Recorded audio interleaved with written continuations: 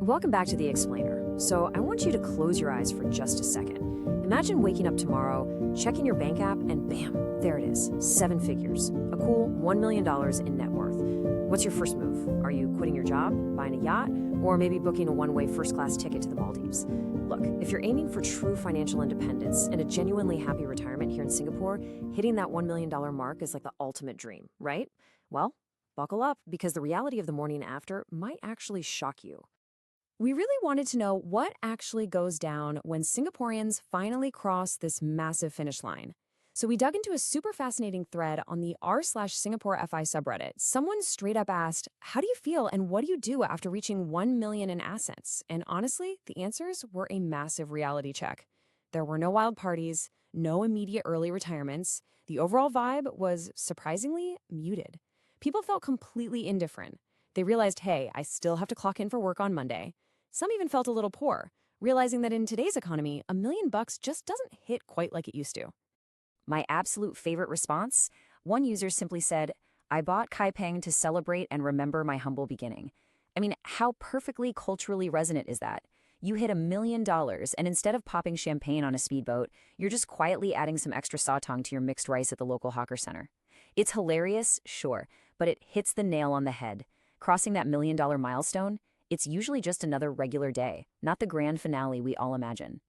So to figure out exactly why this is, we've broken today's explainer down into 6 parts. We'll look at the anticlimactic millionaire, the paper wealth illusion, the math of true freedom, the high-cost complexity trap, the CPF retirement hero, and finally, designing your happy retirement. Let's jump right into part 1, the anticlimactic millionaire, and exactly why $1 million doesn't change your Monday. Here's the wild thing. According to the Ministry of Finance, the median resident household net worth in Singapore is right around $994,000. So yeah, statistically speaking, being a millionaire makes you completely average. But why does it feel so underwhelming? Well, it all comes down to the critical difference between these two concepts. Total net worth includes your locked-up house and your CPF. Liquid net worth, on the other hand, is just your cash and investments. The huge gap between these two numbers is literally the reason you're still setting an alarm for 7 a.m. Total net worth might look fantastic on a spreadsheet, but it doesn't give you a single ounce of actual spendable flexibility when you wake up on a Monday. Which brings us to our second section, the paper wealth illusion, or the classic trap of being asset rich but cash poor. Let's break down how this wealth actually builds up on paper. Take a look at this Ministry of Finance data. A staggering 56% of average Singaporean household wealth is entirely locked up in property equity.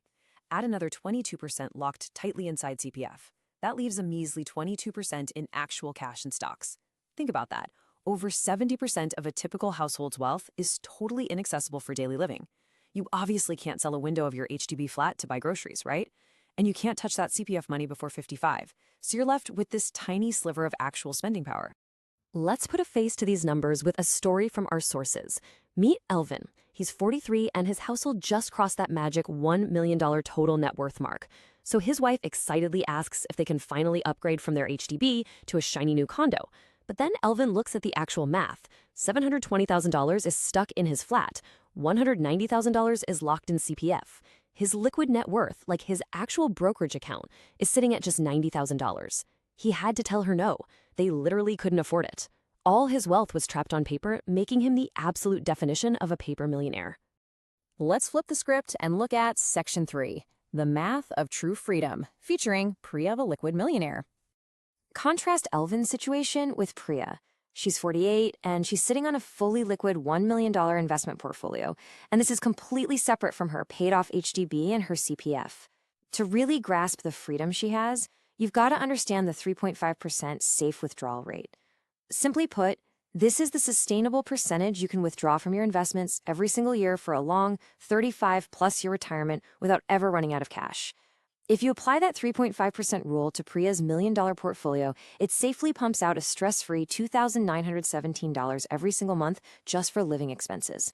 Combine that with her eventual CPF life payouts, and she has built an absolute fortress for a happy retirement.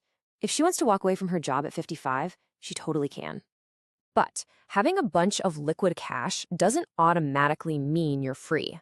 Let's look at Section 4, the high-cost complexity trap. featuring Marcus, the high earner. Meet Marcus. He's a 51-year-old banking director with an even bigger liquid portfolio, $1.4 million. But watch how having millions in the bank doesn't actually buy you peace of mind if your lifestyle eats it all up. Look at Priya again. Paid off HDB, takes the MRT, monthly expenses around $3,200. Her stress level? Absolute zero. Now look at Marcus. He's got a private condo, drives a flashy Category B car, pays crazy international school fees. His fixed monthly expenses are over $16,000. His stress level is through the roof. It is wild to see that the exact same millionaire-level portfolio yields completely different levels of freedom entirely based on the lifestyle choices you attach to it. I really want to show you the undeniable brutal math of lifestyle inflation. Upgrading to a car in Singapore will absolutely obliterate the financial independence that your $1 million is supposed to buy. Look at this. A $2,000 a month car absorbs 69% of a $1 million portfolio's safe withdrawal rate. Let that sink in. 69%. Just to keep four wheels on the road. There's literally no room left for, actually living your life. The math just completely collapses. Okay, so if upgrading to a condo or buying a car are financial traps, what actually works? Let's get into Section 5, the CPF Retirement Hero, and Lou's unlikely path. So meet Lou. He's 62, and he took the completely unglamorous, yet unbelievably reliable 1M65 route. He basically built his wealth almost entirely through the CPF system. Now, his strategy was super simple, but man, it took discipline.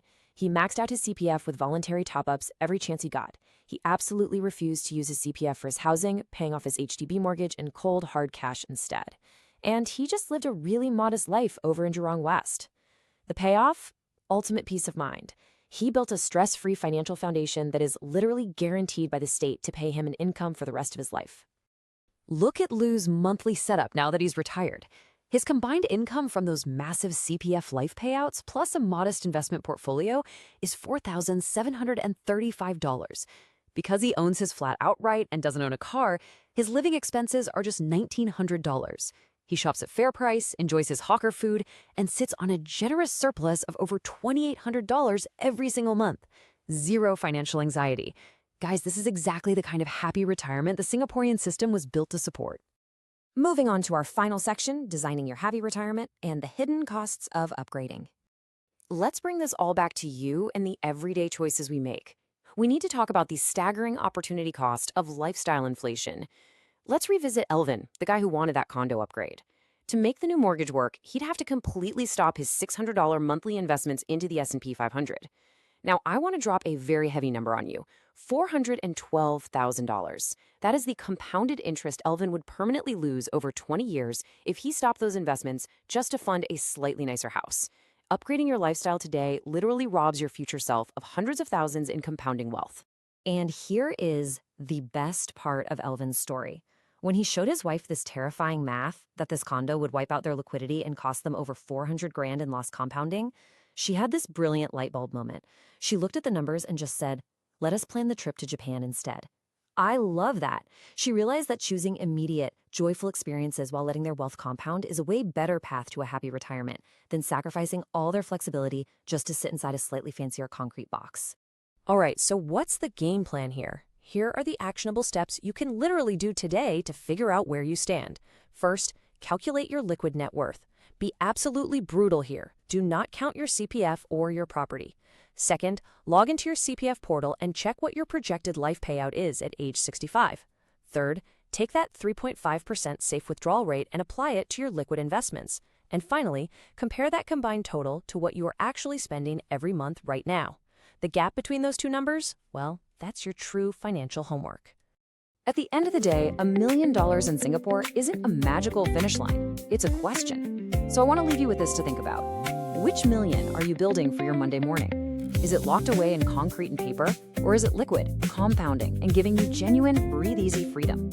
Remember, true financial independence is about building a foundation to support the life you actually want to live, not just chasing a shiny number on a spreadsheet. Thanks so much for joining me on this explainer. Get to work on those calculations, and I'll catch you in the next one.